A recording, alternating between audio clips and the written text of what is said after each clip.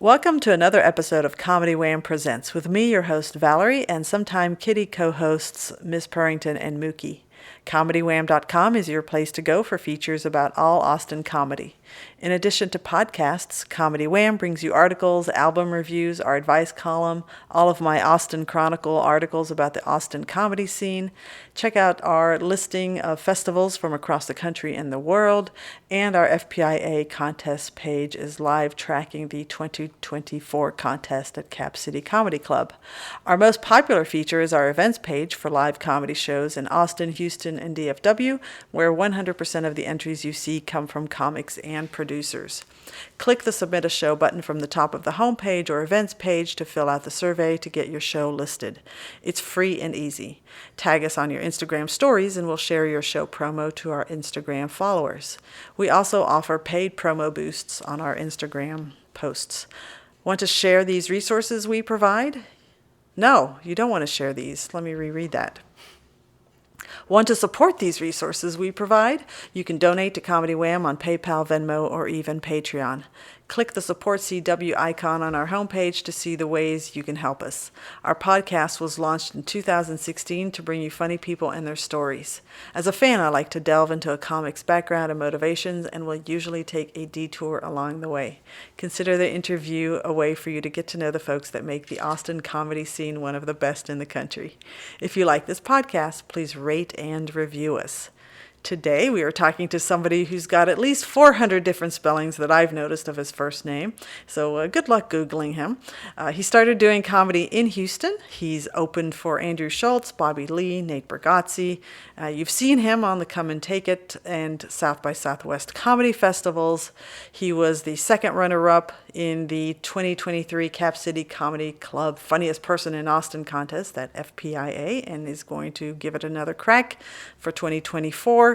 And he's one of those rare unicorns. He's got like a legit day job.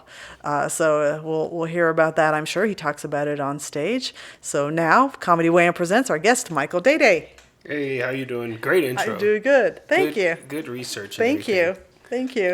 I was, I read it verbatim every single time. Mm-hmm. I very rarely make little tweaks, so I kind of know how to go into autopilot. I was giggling to myself inside because I'm reading it, but I see you're like moving things and you're fidgeting, and then I see the picture and I was like, oh, that's really cool that you took a picture. No, you worked so hard. I can tell you put some effort into this. You have a whole write out. You got a mug with some candy in it. Yeah, it's great. Someone has to see this. This is good. I appreciate that.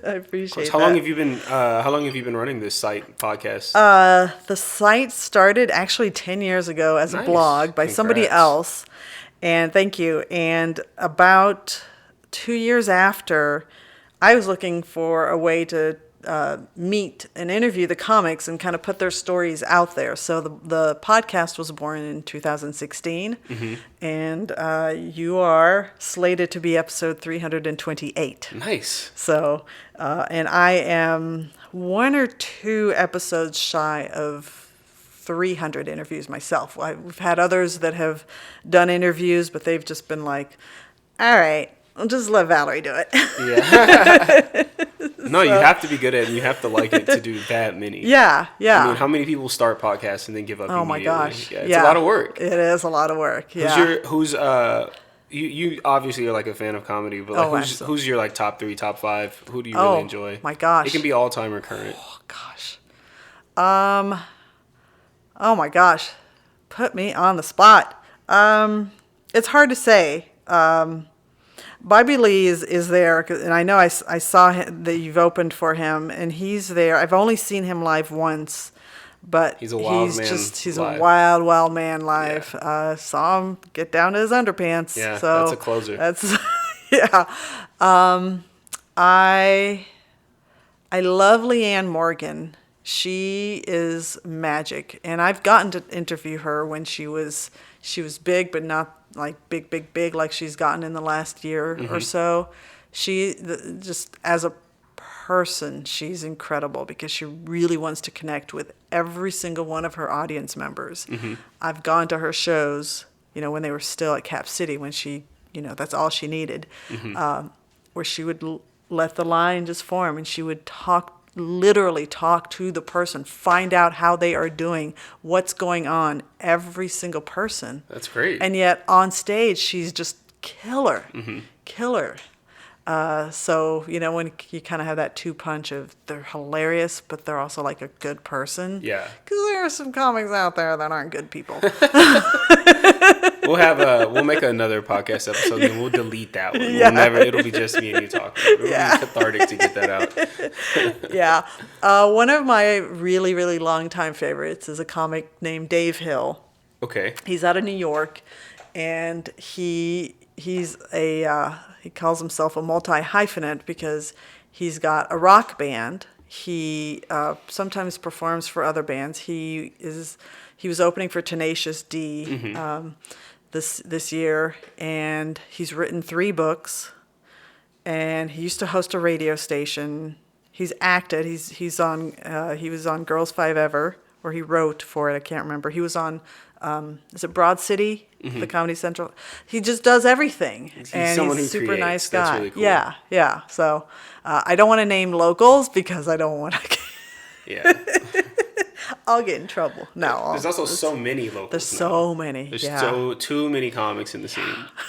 There are, but I don't want the city to run out of them because otherwise I'm never going to get to 400. So, I filled up my entire summer schedule, and I'm like, I have a little bit of a panic because I'm like, I don't know who I'm going to talk to this fall. Yeah. But I know everyone's there's out there. A lot. So this is a call out for if you want to get interviewed. Yeah. Hit me up. There are so many good comics in this city who I feel like are just kind of they're just kind of like passively by, like you just kind of forget because like you see them and they go into their routine, or people stay into their side of the town. Their comics only perform at this club and don't perform at that club.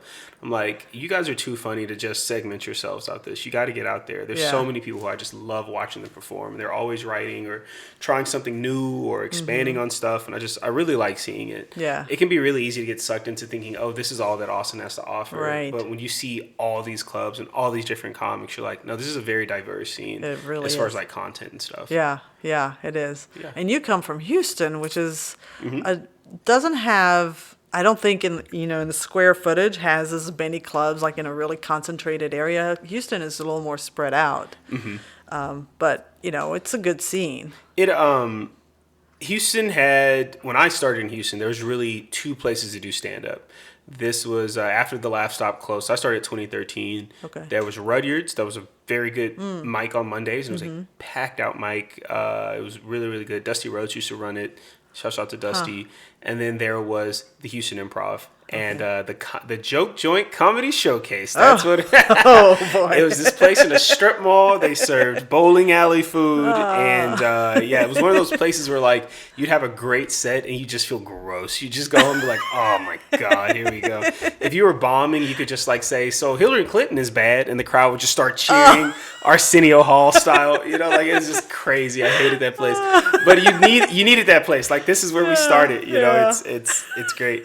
Over time, my friend Andrew Youngblood and some other people, Stephen Brandow and some other people, they started the Secret Group, which has been a great room. So many good comics just came through that spot. It's really, I think when you're in Houston, you don't realize how good it is to have a place like Secret Group. And I think the equivalent here in Austin would be like Fallout Theater or East Austin Comedy Club. Yeah. Somewhere where like up-and-coming comedians can come through there and have a weekend, but also like, hey, I just have an idea for a new show I want to try. Yeah. And the booker, and the booker she's like, all right, let's try it. And you can really get a lot of cool ideas out. I'd say in Houston now, there's been a lot of, I guess, brain drain in the scene where the people who, a big class of us started in 2013, 2012, 2014, all of them have moved out. And so, and also when I started in Houston, there were so many established comedians who had they had writing credits. They've been road comics for a while.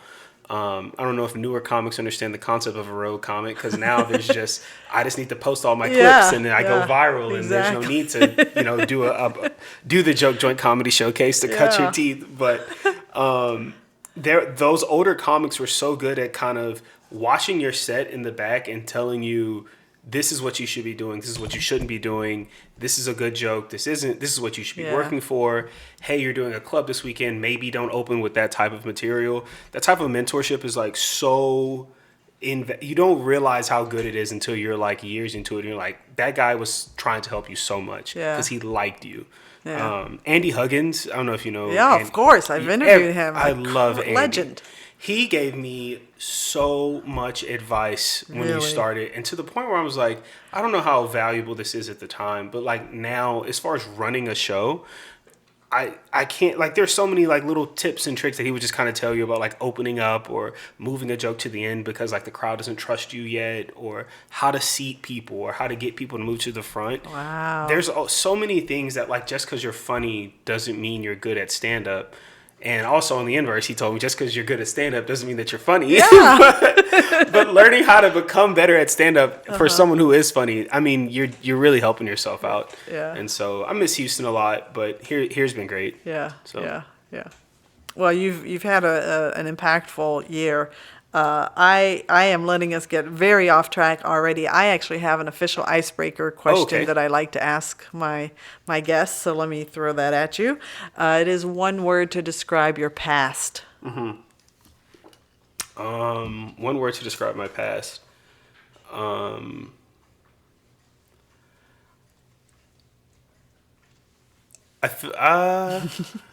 Maybe like, I think aimless, maybe? I don't know. I felt very aimless through my 20s. Interesting. And, you know, I'm in my 30s now, and it feels like it's more purposeful and directionless, but I would say I was doing stand-up, didn't really know what I wanted out of it. Yeah. I was a teacher at that time, didn't know what I wanted out of it. And I was just kind of like existing or floating through, you know? I would say in my 30s, I actually stopped doing stand-up for a while and then got back into it when I was 32.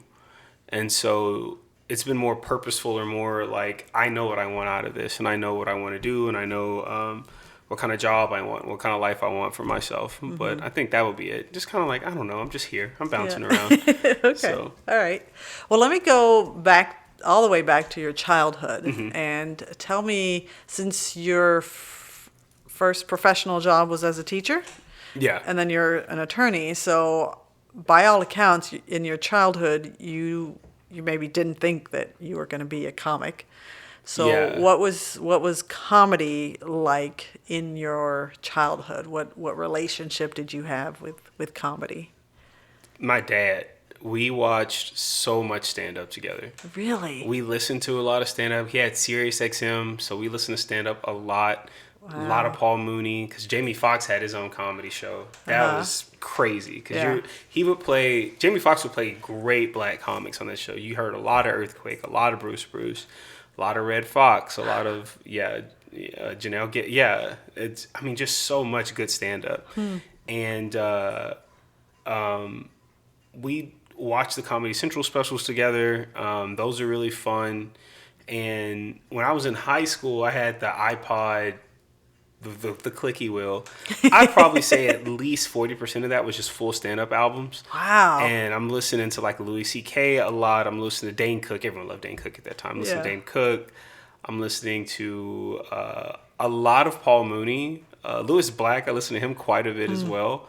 I don't know. I really listened to a lot of stand-up. I didn't think I would ever want to do it, but I was like, this is good. Like, this is so funny. I really like listening to this. I think that's what it was. I listened to it a lot. Me and my dad listened to it a lot. Yeah, that's really cool. Did you do any kind of performance when you were in school? I was a cheerleader. I think that's a performance. Okay, that is. Yeah. But no theater, no singing or anything like that. I can't sing. Yeah. No. Oh my God, cheerleader. Yeah. That's pretty intense. Sometimes. Yeah. In college, it was way serious. I don't know if you've ever watched like the. Oh yeah. No. Yeah. So I cheered at one of those schools where we were like, we won a national title or two. That was really cool. But that was the most. Wait, what school did you go to? Stephen F. Austin. Okay. Yeah. Yeah. No, I went to UT, and anytime I watched our cheerleaders, like there was there was no mockery involved. When high school, I would make fun of the cheerleaders, but by the time I switched to college, yeah, no, those are like athletes. Yeah, they're all no jacked. doubt, no doubt. Yeah. Yeah, I think there was a point where we'd the football players would warm up and the cheerleaders were warming up, and one of our guys threw the ball farther than the quarterback. Oops. Yeah. Just to kind of show off or whatever. Yeah. It's a wild sport. I didn't realize what I was getting myself into in college because they take it very seriously. Yeah. And I ended up, probably the most fun years I can think of. Very fun, lifelong friends, good times, really, really good times. That's the most performance thing I think I've ever done. Yeah. Though. Yeah. No. Just because it's a low-hanging fruit kind of question. Do you think there's stuff that you learned as a cheerleader that you can think to your mind, I apply this in my stand-up? I don't know about stand-up. I do feel like being a cheerleader permanently like rewires your brain. Yeah. But I don't know about stand-up. Maybe projecting, I guess. I'm not too physical on stage. I don't move around a lot, but maybe I could. Maybe I'll start doing. Or maybe backflips. even the subtle stuff, like just because your comedy is happy. This is such a, how there's sad comedy shows where like, how is it, you ask yourself, you're watching it and you're like, how is this a comedy? How did this get billed as a comedy? Yeah. And then there's like happy uplifting, like What We Do in the Shadows to me is kind of a happy. Abbott Elementary is a happy, but also poignant. And then there's sad, like I've been watching The Bear. Yeah. And I'm like, that's sad. And yet it's billed as comedy. So I was just thinking, like, your comedy, my impression of it is kind of happy and uplifting. And I wonder if that's, like you said, it rewired your brain or, your genetics to, you're the hype man. Well, I feel like because of who I watched, is for like who I idolize in stand-up and like my introduction to stand-up. Yeah. Comedy should be more about making sure that everyone is like laughing and enjoying themselves than making the audience uncomfortable or figuring out I do feel like some people who do comedy in this city, in any city, it's not just Austin specific, but some people have this idea of that like you should go on stage and you should say, there's 10 things that you should say that we know they're just going to get a reaction from the crowd. We're going to say 9/11, child molester, pedophile, something about race people, something about 9/11. And the crowd's going to like acknowledge it. They're going to like squirm uncomfortably, but I don't know how funny that is. Sure, it can be funny, but I do feel like a lot of newer comics, they kind of do that. And then when you ask them who did they watch or who are their favorite comics, they can't really tell you anything. It's someone who kind of like meanders and mumbles on stage, or it's someone newer who like doesn't have, because I just remember the comics that I started watching. I'm like, Chris Rock had put out 3 albums by the time that I first saw him do like, what was it, Bigger and Blacker? Yeah. Or I'm like, and you're watching him kill, or like you're watching Cat Williams on the Pimp Chronicles just murder, right? Like he's killing. He's not, my introduction to stand-up wasn't like someone posting a crowd work clip online thinking like, oh, I could do this, right? I could just point at someone in the crowd and be like, oh, are y'all fucking? Ha ha ha. So. Right, it was truly comedy. It was not, oh, I'm angling for something. Yeah, it's a fully thought out bit that they had taken to multiple mics, multiple shows, perfected, recorded, put it in an hour, and that's my introduction to stand-up versus like, so 9/11 happened, right? And or like a laugh track on top of your stand-up or something like that. But I think so. I think just like who I watched makes me view stand-up that way. Yeah. Okay. So then you become a teacher. Is that the right out of college teacher That was right out of gig? college. Yeah. So you're in the same class as Amy Shanker, who's also a teacher. Yeah. And shouts out to Amy, like Amy. Yeah. So what for her it went teacher to full on stand up. But you is that what you did, or did you? Because you're a lawyer. Yeah. So when I started 2013, I graduated and I just became a teacher. I was teaching first grade at that time. And I started doing stand-up. And I was like, this is fun to do. I was a blogger in college, so I had like some funny blogs, and I kind of taken those ideas and put it towards like doing stand-up. And I tried like a comedy competition in college, and I won it. Martin Urbano was in that competition as well. No way. That's pretty cool. Yeah. That is very cool. Yes, it was me and Martin, and that was a fun little comedy competition. And I started doing stand-up, and I was just a teacher. And I think I was so risk adverse. I was like, I need a job because I don't want to like just not have like a career, you know? And teaching gave me so many jokes. Like, kids were very funny. Yeah. I felt more relatable, and it just felt good to like, oh, if we could go on a vacation or something like that.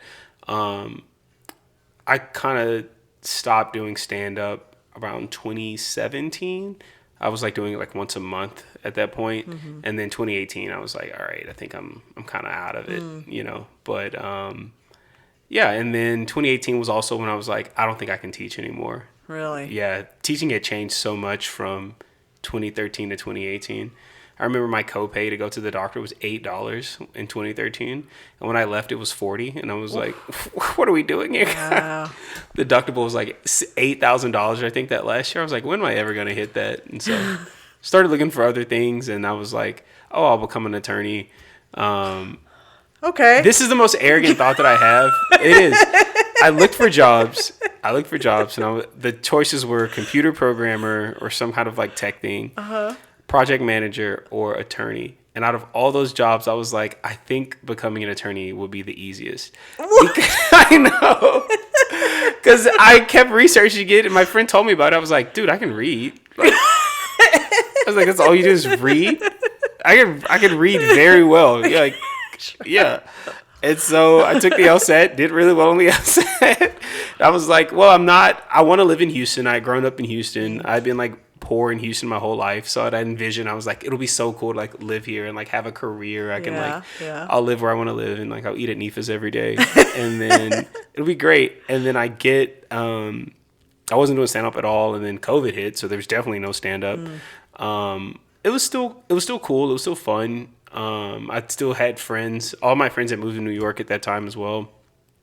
But then around my 2L year, the second year I was in law school, it's a 3-year program, I started like getting back into it, especially through a professor who was like, you should definitely get back into it. Really? So you have like a little passion project or something on the side.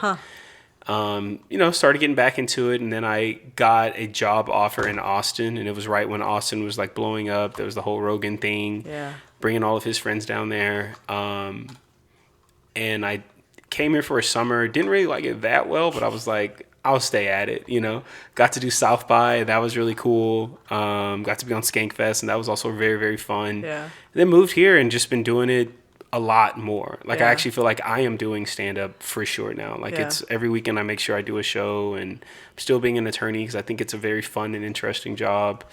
But it's a fun balance. I like doing it. Yeah. But you shared before we started recording that you have, because there's the notion, everybody's watched Suits. We all know you don't sleep. You work nonstop. How do you fit in this also time-consuming hobby? I have to be very proactive about my stand-up. And I realize that usually around February, I have to plan stuff out like a month in advance. It can't be like the week of or the week before. I have to kind of know this is what my time is. And so that way, when I look at my schedule and I see like I've got a show here, I've got a show there, that means all my work needs to be completed by 6 or 5 or something like that. And I'm pretty good at getting it done. This weekend is an anomaly. I usually don't have to work weekends. I've got a good job. They're not, killing me or anything like that. But it's a time consuming job. Yeah. And it's also very interesting, the stuff you get to do. And I do like that part of it. It's a creative job. I don't think a lot of people kind of realize that you do have to kind of take people's problems and create a way to solve them. Yeah. And there's no like it's not like a monotonous job. Everyone is doing something different. Right. And there's always something new you could learn. You get to become like a mini expert in whatever area you're doing. I really like it. It would be cool if I could do it and stand up forever, but eventually I'm gonna have to pick one. I know. Yeah, So. yeah. Well, there's a whole philosophical conversation that I sometimes get into with comics about, if you have a professional career, or even if you're just working, whatever, you eventually make that decision. Mm-hmm. And some people say, well, I know I'm all in on comedy, so I'm going to do whatever jobs I need to take on just so I can subsist, so that I can focus on comedy. Versus, well, if you've got the nice comfort of the stable paycheck, the steady income, mm-hmm. Rent is covered, are you really all in?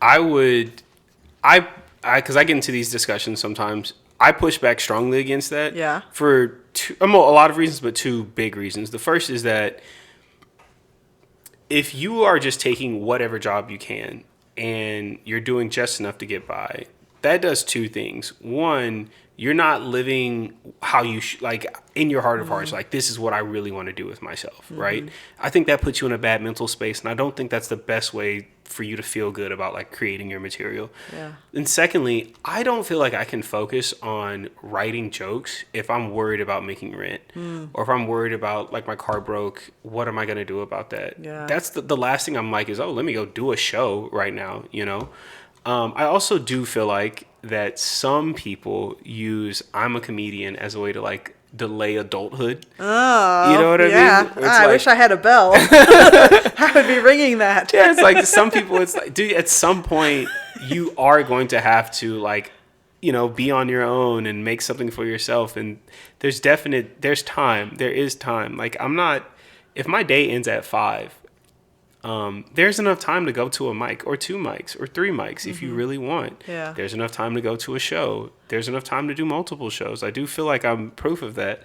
And also, I was doing this when I was a teacher, and I think being a teacher is a very exhausting job. I get to sit down all day, but I'm working the same hours as when I was a teacher, and I'm running around all day, and I'm going to Office Depot and printing up, my own material, and I have to go to Costco and then buy stuff for whatever parties, and then have an art meeting because I have to meet with the parents a lot.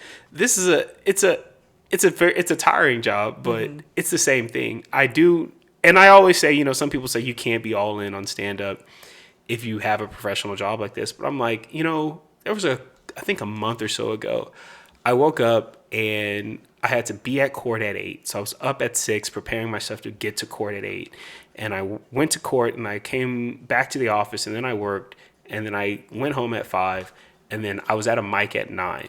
And so I think my argument to that is who really wants this, right? Because, like, if I didn't go to a mic, I don't have to go. My day is done. Yeah. But the fact that, like, I woke up at 7, worked, and then was still at a mic at 9, and then went to do another show, like, that shows I want this. Like, I actually want to do this. Yeah. If I didn't want to do this, I wouldn't put that kind of effort in, you know? Who wants it more? The person who woke up at like 11 and just kind of rolled out of bed and went to work at 1, and then you got off and then kind of meandered to a mic, or someone who's like, dude, I've been up since 6 working and I still found a way to make it to a mic. I think I'm putting a little more effort in than you, but I don't know, All right, well, I'm going to file your answers in my mental cabinet here because I never know what to say. I always attribute it to some people are just wired to be able to handle, professional career and a hobby that they take seriously, and they just can. Like, I don't know if you've ever met JT Habersat. He runs the Altercation Festival. Yeah, I've never met him, but I know of him. He's a road comic. He is so prolific, but and we've had these conversations. He's just hardwired to do lots of things. Now, he does make comedy his full career, but there's just some people that can do many difficult tasks in their day, and they're fine. And then there's, like you said, other people are just putting off becoming an adult. Yeah, and they make they make waking up at 1 o'clock sound like a true hardship. Yeah. That's what gets me. They're just like, how much do you want it? I'm like, dude, you've been asleep all day. Yeah. There's other comics who are like, I'm not going to stay up till 4 a.m. for the hang. And, No. the hang is important. The hang is very important, but that's where I falter. I can't do the hang. Yeah. And I physically can't do it because I've been up since 6. Yeah, exactly. I can give you a good show, and then I got to go home. Yeah, right. Yeah. But Good philosophical chat. Yep. Okay, let's take a mid-episode break here, Okay. and let's do this card game. So, Where Should We Begin is a card game invented, whatever. Esther Perel, she's like this world-renowned psychologist, and she put together this card game with open-ended questions. Okay. So there's 2 cards in front of you. You're going to point to one, and that's the one I'm going to read to you, and then the other one you're going to read to me to answer first. Okay. So that way we end on the better one. So point to which one you want. Okay, so I will read this one to you. Okay. But first, you will read that one to me. All right. This says, the last time I pretended to be someone I wasn't. Ooh, the last time I pretended to be someone I wasn't. Oh my God, so funny. I actually did this last night. Despite appearances, I'm not actually a very socially outgoing person. And somebody put it to me really, really well, and I think this nailed my personality. I love individuals. I don't like people. Okay. I like this one-on-one connection, which I think is why I've been doing this so long, because I love getting to know, like, really how people work or persons work. I just don't like groups. So I would not be very good with a hang, but I was at a show last night supporting one of my friends, and I was waiting for them to like walk in my direction so that I could tell them, I thought they did such a great job. I really loved what they did. And I just kept hanging back, and I was like, well, they're just staying there. And I thought to myself, this is so not me, but I'm going to walk towards them because I don't like, it's just not me. I would have rather just kind of stayed back, wallflower. And then when they pass by, I'd be like, hey. So it was last night. Yeah, you took a leap of faith. I did. You got to go forward. I survived. Be a little brave. Yeah, I survived. You think you'll do it again? I don't know, maybe. So I went on this amazing trip that I got back from, and where to? Italy. Okay, nice. And I feel in many ways transformed, and I wonder if part of it is that. It's like this whole feeling of you only live once. You just have to immerse yourself. You have to do what you want. If you want to say that praise to the person, then just go say it. Don't wait for your anxiety to just you never feel bad giving a compliment to someone, especially if it comes from a real place, not like I'm trying to get something from you. Right. Yeah. So It's good. Okay, you ready for yours? Yeah, let's hear mine. All right, Mycal. Family gatherings bring up ... It depends on what side of the family. If it's my dad's side of the family, good vibes. Like we're all having fun. We're playing video games. We're laughing. Right? Mom's side of the family, I don't know, man. Oh man. We got a family reunion coming up. It's not gonna be the most Mom's fun thing in the side? world. Yeah, Mom's side of the family.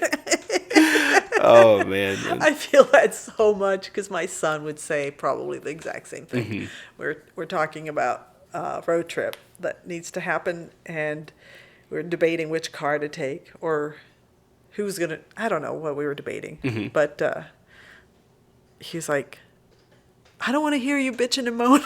And I'm like, it doesn't matter which car we're in. You're going to hear it. You're going to hear it. That's so funny. My mom and dad's side of the family are polar opposites. I mean, it's insane. My grandpa on my dad's side, he sends everyone a prayer text, like a little, hope everyone has a good day every single morning at like 8 o'clock. He's so nice. They'll call. Everyone says, I love you. There's hugs. There's kisses. Everyone is so nice. My mom's side of the family, everyone is mad. Everyone is just mad. It's me. They're just I'm like, what happened, man? What happened? But I don't know what it is. Everyone is angry. And I'm like, why? Yeah, I didn't realize that till I was like, till I got older. Yeah. I was like, oh, it's not normal. Yeah. Yeah. So when he said that to me, it kind of shook me awake because I realized, oh man, because he's going off to college. Yeah. And I'm like, oh, I don't want him as an adult thinking that his mom is just a complainer. Because I feel like I'm a fun person. My perception is I feel like I'm a fun person. I'm a nice person. But I'm like, oh shit, maybe I've done something wrong here if that's what he's thinking. And so I got to think differently. And maybe that kind of fed into what I, going forward yesterday rather than being all like, me, I'm uncomfortable. I don't know who's... I wish I could figure out whose fault it is that everyone on my mom's side of the family is angry. Yeah. Then we could pin all the blame on that person. Yeah. I think that would bring everyone together. But I feel like maybe everyone has a little bit of culpability and no one wants to accept it. But I do feel like it would be good if we could all blame one person. Yeah. Yeah. Maybe my cousin Chris. I think Chris, if you're listening to this, I'm sorry, but we're gonna blame you next weekend at the family reunion. So yeah, that'll just be fun for everyone. I feel so bad for my dad sometimes because he just has to like. You can tell it's not how he was raised at all. Yeah, He's just like, yeah, this is everyone is angry, and it's not how I would do it. Yeah. But oh man. Oh, that's interesting family dynamics for you. Yeah. Okay, so you came to Austin 2022? Okay. So yeah, right, the hype, Austin was, the place to be. And with your experience with the Houston scene, had you done comedy other than that summer that you visited in Austin? Yes. Every now and then I would do like a Sure Thing show. Chortle Portal was like one of my favorite shows. Yes. Love that show. Andrews. Yeah. Love that show. When Dismukes got on SNL, I thought that Clarkson had got on SNL. Oh. And I was like, I love Andrew. But I'm like, what is he gonna do on that show? I was so confused for like 2 weeks.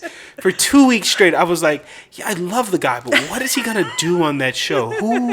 What character does Clarkson have? I was like, have I missed something?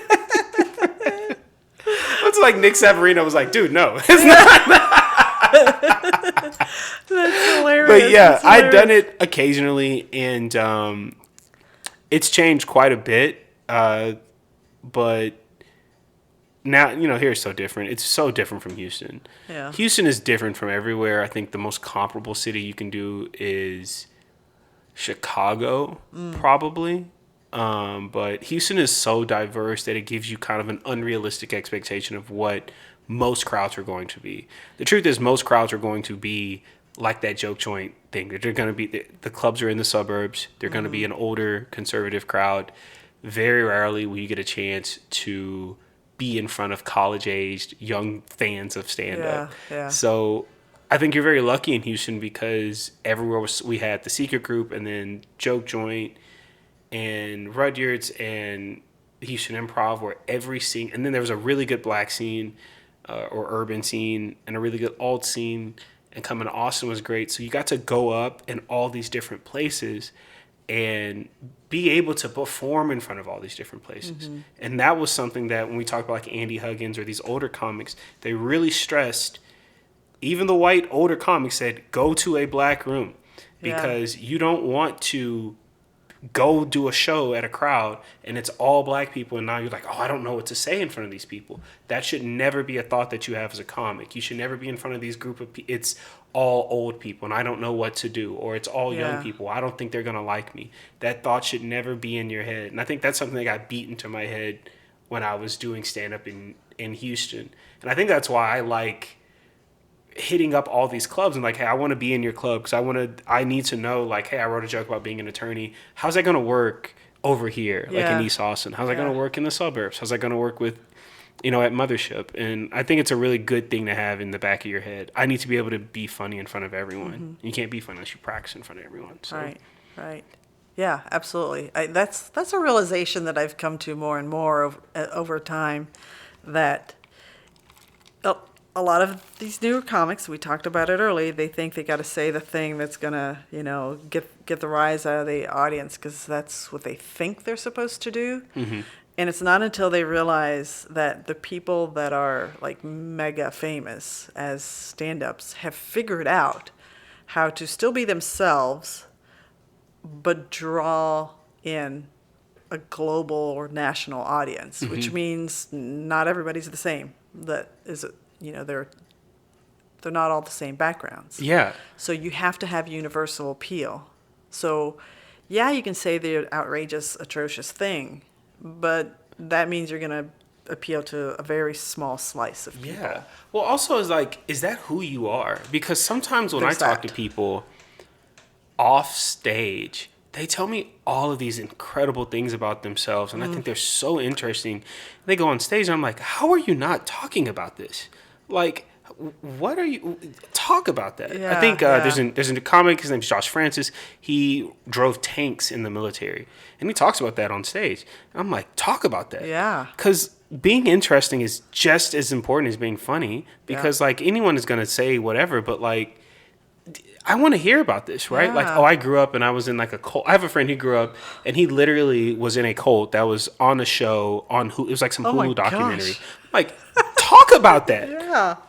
Talk about that. The audience is going to know it's true because they can watch it. Yes. Yeah. I'm like, talk about this. When I think of my best jokes, it's usually something that either I saw or it's definitely something that was when I was a teacher. Those jokes worked really well because I was a teacher, and there's not a lot of black men who teach elementary school. And so there's a lot of stuff that you can go into. It's that's something interesting. Or being an attorney within itself, there's not a lot of those kind of jokes. But, when you see someone just kind of go up and talk about I might be a pedophile. I'm like, okay, sure, that might be funny to you, but I'm like, there has to be more going on in your life that you can expand on. Yeah. What since you're a teacher and you're an attorney, I naturally think you're really good at writing. Tell me about your do you write a lot before you tell something on stage, or do you just kind of the stories inside your head, so you kind of just workshop it on a stage? I usually am just talking to myself as I'm working. Oh. I feel like you should know what sounds funny coming out of your mouth. Yeah. And I'm like, okay, that sounds funny. That's interesting. It's very funny. Yeah. But usually I do feel like things happen and I can really call upon things that have happened. And I'm like, that is funny. That is, I don't know if anyone else sees that this is funny, but that is funny. Yeah. I think you were there. Did you come see me open for Nick Mullen? I don't think so. No. I thought you were there, but okay. And I can't tell this on stage because I do feel like it's one of those things that it happened and it's so funny. The crowd on the last night of the show these are the drunkest people I've ever seen in my life. I've done a casino show where, and I don't know if you've ever done casino shows. No. It's not even a show. It's where you're too drunk to operate the slots. Yeah. So they just put you in there to sober you out. So the people are just Hilarious. yeah. So, these people were drunk. I think 3 people got kicked out one person got kicked out during the host, which is crazy. My God. The host, right? 2 people got kicked out as I'm on stage. And I think 2 more people got kicked out when Mullen was on stage. My God. So as Mullen's on stage, they're kicking this guy out. And he's like, hey, I'm sorry. Can I go back in and apologize? And they're like, no, you can't go back in to the show. But this is what got me. And I'm like, did anyone see that this happened? They kick him out and he's outside. He's in the domain area. And he goes, you can kick me out, but you can't stop me from going home and fucking my wife. And I was like, this is amazing. This is so funny. Wow. Yeah, so I feel like things that happen like that, I feel like people themselves are just hilarious. Yeah. That's so funny to me. But, oh man, that's so good. Wow. Okay. All right. So you don't write your stuff. You just... I scribble it down. I usually bullet point it in the phone. I got a notepad because I told myself I'm going to write more. Yeah. I've written 1 page in it. Yeah. It's hard to change your habits, though. Is. Yeah. It really is. Yeah. Okay. Can I ask what kind of law you practice? Yeah, for sure. So I'm a litigator, and I just I do a lot of medical board stuff. I do a lot of regulatory stuff, some defense stuff as well.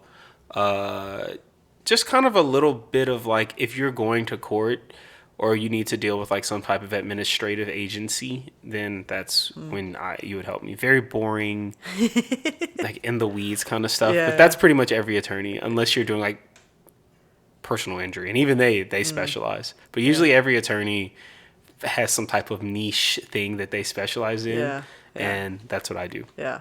Okay. All right. Well, that was mostly selfish because I know pension law really well. So I'm not an attorney, but I'm an actuary. So part of my credentials is I had to study pension law. Okay. And so, yeah, I get that it's interesting, and you read the text of a law and you try to figure out how to make it apply in your situation.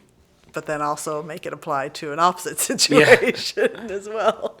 The only thing that is I can't talk about most of the things that I think are funny because it would violate like attorney-client privilege. Yeah. But I do think that it is fun. I do think that a lot of interesting things happen. Yeah. And I feel lucky that like I'm a comic because I think the job would stress me out more if I didn't think of this in the terms of this is comical. What's happening right now? Yeah. If I was just like pure lawyer brained, I'm like, this is so stressful. I'm like, or this is kind of funny, right? Yeah. No one thinks this is funny but me. That happens quite a bit at work where I'm like, no one thinks this is like, no, we're losing millions of dollars. I'm like, it's kind of funny though, right? I mean, I don't profess to be funny, but I do think I bring humor to my job, and it's so helpful. It is. It's nothing means nothing, right? Yeah. Like at the end of the day, it's okay. Let's just laugh about it. Right. What are you gonna do? Stress about it? Yeah. And then what does that get? It's not gonna help. Yeah. No. You're just gonna end up mad, right? Yeah. I was like, dude, they don't pay us money to stress. Like, come on now. Let's keep everyone calm. All right. Have you? Which way do I want to go? Was 2023 your first attempt at FPIA? Yes. And I didn't even want to do it. Dude. I was so upset that I let Elizabeth Spears rope me into doing it. She's like, you should do it. I was like, I don't want to do it. I'm like, you know what? I'll do it. And then it was a fun competition. Yeah. Me and Dylan were in every round together, and that was very fun. Yeah. I like Dylan a lot. I met him like he was one of the first people I did a show with out here. I think he was opening for Morgan Murphy. That was a very fun night. But he's great. I love Dylan. Yeah. I thought the finals were great. I thought everyone there was very funny and it was awesome. So yeah. So do you remember like your reaction to being in that top 3? I remember being shocked because I didn't know who was gonna get whatever. Because I watched Roxy go up. And I watched CJ go up, and I was like, it could be anyone. And then, I saw Dylan crush, and I saw Dean crush. Like, I don't know what it's going to be. Yeah. I had no idea what was going to happen, and I honestly just felt like making it to the finals was enough. Yeah. I was like, that's enough. Like, that's more than enough, really. And I thought everyone did so well, so I don't remember much of it. It all just felt like a blur. Yeah. And I think I was a little sick. Oh no! I think I was a little sick, and so my girlfriend was like, I did something, and I like thrown up earlier before, and so my girlfriend was just like, "Let's just get you there," and I was like, "All right, I'll just hang out." But that Sudafed, I was like out of it. Oh, no. It was still fun though. It was real fun. I feel like that wasn't my first time seeing you perform. I think I had seen you perform before. So yeah, that was an incredible finals night. The only, as the outsider, the only perspective was I think it was my first time ever seeing Dylan on stage, and just like, do you remember, like, not that you're that old, but in the 80s, maybe even into the 90s, there used to be this speaker commercial. It was like a print ad where you see the person on a lazy chair or a little sofa chair, and they're being like blown back by the sound of the speakers. And I just remember feeling like that with Dylan. Yeah. And all in a good way. Like, it was just crazy. He's like so how funny. Dominant. Yeah. He was. He came in at like the right time. Yeah. He could have. I feel like he would have won it even if he opened up the show. Yeah. Like, he did great. Yeah. And he also just has such a welcoming. It's not welcoming, but it's just like you have to get on board with what he's saying. Yeah. Because it's like I know what I want to do when I'm up there, and these jokes I know they're gonna hit, and even if you don't want them to, well, guess what? I got like 20 more. So it's rapid fire. It's great. It's really, really good. Yeah. And I also feel like, we talked about this. He's someone who talks about himself on stage. Yeah. Like you get to learn a little bit about who is Dylan by the time you're done with this set. And I really like that. I really, really like watching him and like, this is how he thinks about things. This is how he navigates the world. That's so interesting to me to see on stage. I'm a big fan of Dylan. Yeah. Yeah. Huge fan of Dylan. Yeah. Did things change for you in terms of the Austin comedy scene after that performance? No. People still don't think I live here. People still don't think I live here. They're like, it's good to see you again. I was like, what do you mean? I'm 2 blocks down the street. But it's been, I would say, in the 2, because it's coming up on 2 years since being here. It's been really, really fun. And I do think when you take a step, I had to have a talk with a friend and then take a step back. And I've been able to do a lot of great things since I've been in this city. And I'm real thankful of it all. And I do think that there was a point where I was like kind of taking it for granted, like where I was at in the scene and like the shows I was getting on, the opportunities I was getting. And just kind of had like a good humbling experience or talking to a friend. And so I'd probably say in the last couple of months, I've been really thankful for just what I get to do here. Yeah. It's been, just a lot of great opportunities. I've been opening for Namesh at like his theater shows. Those have been great. Wow. Like every weekend in May, I was at like a sold out theater, and that was crazy. Like 600, 800 people in a crowd, having these phenomenal sets. It's one of those things where like if someone says, I don't think you're funny, I'm like, well, there's a video on YouTube of me being funny in front of 800 people, so I don't care. Doesn't matter what you think. So it's just been fun. Moon Tower was incredible. It sucked I only got to do one night of it, but the one night I did, it was on a Wednesday, and I was like, those are 2 of the best shows I've ever done. Got to see Sean Patton, who I love. That's the boy. Love watching him. Roy Wood Jr., got to see him. That was incredible. I love watching Roy. And just also meeting so many people we all have this thing in common. Yeah. Things haven't changed. Nothing changed after that one, but over the past year, things they've changed quite a bit, and I really do appreciate that. Yeah. So. Yeah. Do you have your own show?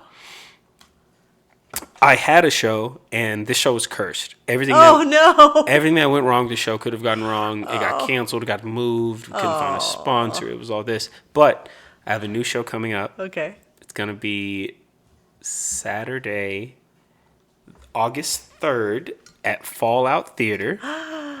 And it is a one-night comedy competition. And it's going to be the first Saturday of every month. Yeah. So August 3rd, first Saturday every month, 7 p.m. It's going to be a lot of fun. Follow me on Instagram. I will be posting more about it. I'll have all the details for it. But we have a great lineup. It's going to be a live recording of a show, putting it out on YouTube. We're making it a podcast of it. I have all these cool things. We got a cool logo for it. We got some sponsors on the way. I'm really going to make sure that this is like a very fun, I want it to be a monthly type thing that we get to do. And we got the first 3 dates set out. So follow me on Instagram, and it'll be a really, really fun time. So what is the shtick to the competition? Because there is, in Austin, there's FPIA is a competition. Matt Banwart just launched his own competition show. Mm-hmm. So what's the shtick with yours? Well, I used to run a show called Well, there used to be a contest called the Super Bowl of New Jokes in Houston, and I won it twice, and then I hosted it when I was in Houston, and now I don't live in Houston. And I used to run another shows, like a rap battle competition called 12K. That was really fun. So I'm trying to merge all of these ideas that I've had for shows into like a single show and like trying to make it the best of all my ideas that I've had before. This show is going to be a one-night comedy competition. We're starting off with 5 comics. They each get to go up the first round and do 3 minutes of their own material. And then they'll get some feedback from the judges. It'll be a really funny panel. I got a good group coming out. Carlton's going to be on the panel. Carlton Wilcox. Trey Tutson's going to be on the panel. And the crowd's going to vote who moves on to the third round. The third round is going to be each 3 comics. They get 2 minutes to riff on a topic that the audience gets to pick. So we'll have it. It's very interactive. The audience gets to vote directly from their phone on what the topic is. They get to riff on that. Then they get to vote on the final 2 winners. The final 2 winners are going to get to do 5 minutes of pre-selected topics. So these comics have written jokes that they got like a month in advance. And whoever does the best out of those will be the winner. They get $100 cash. And hopefully after we do a couple of shows, we'll have like a best of 5 and they get to come back. Cool. So this will be all live recorded. We got like a whole interactive aspect of it. The audience can like come, sign in, get to be on their phones, and it'll be fun. I'm also trying to work in some local sketches that we can play as like commercials throughout the shows. So this is I'm really looking forward to this one. Yeah. That sounds like a lot of work. A lot of work. Too much work, so probably. But I can fitting this in. I'm only doing it once a month. Yeah, and that's true. I could do it because I'm really excited about it. Yeah, so. I could tell. Yeah, that comes through. Awesome. Is there anything that we haven't talked about that you want to talk about?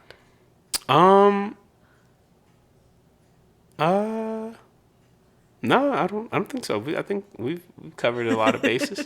Okay. You know, I'm liking Austin. It's good. It's taken a little. It's been a learning adjustment getting here, and it's been, some growing pains being here. But it's been it's been fun. Overall, it's been fun. Yeah. I think reshifting my focus and remembering why I moved out here and meeting some great people. It's been really, really fun moving out here. So thanks for having me, and I appreciate it. Yeah, absolutely. And you're going to be at FPIA. You said 8 in August. July. Oh, July. Okay. 30th. Okay. Let's see. All right. July 3rd. Wait. So when this comes out, people will have time to make sure they get to your FPIA round. They'll figure it out. Yeah. But July 30th, I'm going to be competing in FPIA. I think it's at 8 o'clock or 7. Yeah. I should figure that out, but... Definitely. Yeah. You've got time, but you should definitely know exactly know it. And try not to get sick. Yeah. I got a whole new tin, so I'm cool. I'm really looking forward to everything. That's cool. Yeah, it's going to be great. Yeah. I hope. Yeah. Maybe it won't be. I mean, that's the dream. That's the dream. Yeah. Okay. Are you ready for your closing question? Yeah, let's get it. Okay. 1 word to describe your future.